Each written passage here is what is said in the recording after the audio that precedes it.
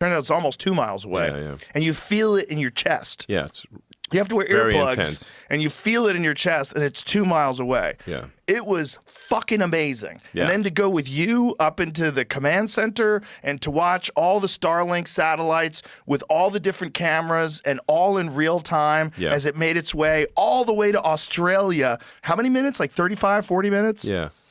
Wild. Watch it touch down in Australia. Yeah. Fucking crazy. It was Crazy. amazing. Yeah. Absolutely amazing. The Starship's awesome. And anyone can go watch the launch, actually. So you can just go to South Padre Island and get a great view of the launch. So it's like where a lot of spring breakers go.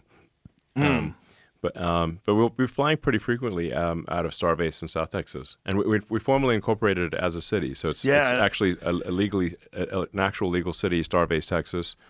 It's not that often you hear like, hey, we made a city, you know.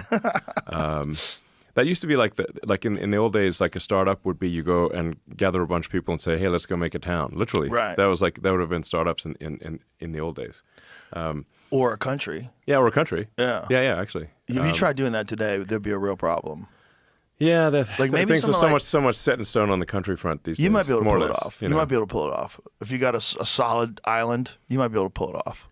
You know? It's probably. You know, like Larry make a new Ellison country. owns Lanai. Yeah, you could probably. Is this it right here? If you put enough effort into it, you could make a new country. This is one of the different ones. This is one of the ones that you catch, right? Or is that one? Yeah, that's the booster. So that's the super heavy booster. So that's the one with the booster's got 33 engines. In its by version 4 that will have about 10,000 tons of thrust. Right now it's about 8,000 tons of thrust.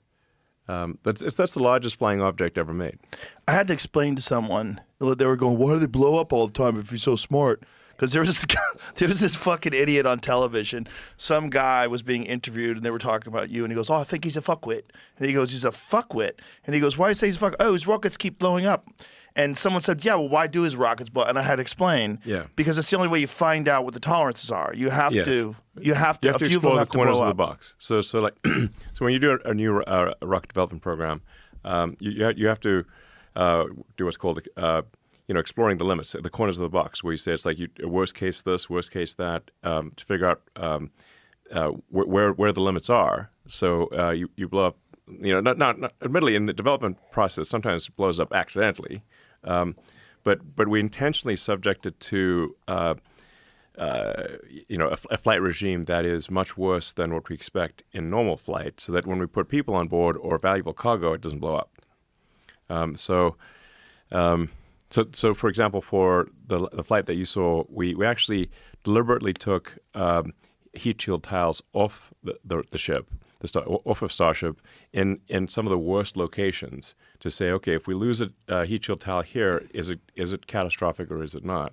And nonetheless, Starship was able to do a soft landing in the Indian Ocean just west of Australia.